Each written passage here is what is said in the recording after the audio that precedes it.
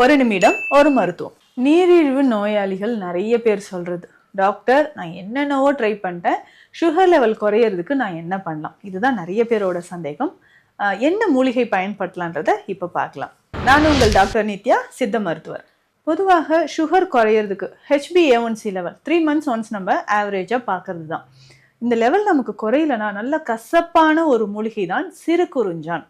சிறுகுறிஞ்சான்லாம் நான் சாப்பிட்டேன் டாக்டர் அப்படின்னு சொன்னீங்கன்னா இந்த மாதிரி ட்ரை பண்ணி பாருங்களேன், நல்ல ரிசல்ட் உங்களுக்கு கிடைக்கும்.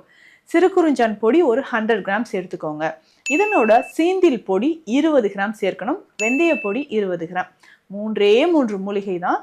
நீங்கள் தொடர்ந்து ஒரு 15 நாள் சாப்பிடும்போதே நல்ல ரிசல்ட் இருக்கும். எப்படி டாக்டர் இது எடுக்கிறது அப்படின்னு கேட்டிங்கன்னா, காலையில் எந்திரிச்சோன்னே கொஞ்சம் வெதுவெதுப்பான தண்ணீர் குடிச்சிருங்க.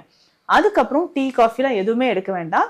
இந்த 3 மூலிகையை மட்டும் ஒன்றா சேர்த்து வச்சுருக்கோம் இல்லைங்களா, ஒரு 1/2 டீஸ்பூன் எடுத்து தண்ணீரில் கலந்து காலையில் எம்டி ஸ்டொமக்கில் குடிச்சிடணும். அதுக்கப்புறம் கொஞ்சமாக வாக் பண்ணுங்கள். ரொம்ப தூரம் போக வேண்டாங்க, ஒரு 10 minutes வாக் பண்ணிவிட்டு அதுக்கப்புறமா நீங்கள் என்ன டீ குடிக்கிறீங்க, காஃபி குடிக்கிறீங்க, ஹெல்த் மிக்ஸ் குடிக்கிறீங்கன்னா அதை குடிச்சிக்கலாம். முடிஞ்ச அளவு டீ காஃபி அவாய்ட் பண்ணிவிட்டு ஹெல்த் மிக்ஸ் மாதிரி நீங்கள் ஏதாவது ட்ரை பண்ணுங்கள்.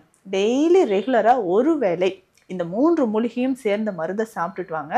உங்களுக்கு HbA1c லெவல், சுகர் லெவல் நல்லாவே குறையும். இதில் முக்கியமான ஒரு விஷயம், சுகர்னால நரம்புகள் பாதிப்பு ஏற்பட்டு காலில் மதமதப்போ இல்லை கண் பார்வை குறைபாடு டயபெட்டிக் ரெட்டினோபதி இருந்தாலும் இந்த மூலிகையை நீங்கள் கண்டிப்பாக ட்ரை பண்ணலாம்.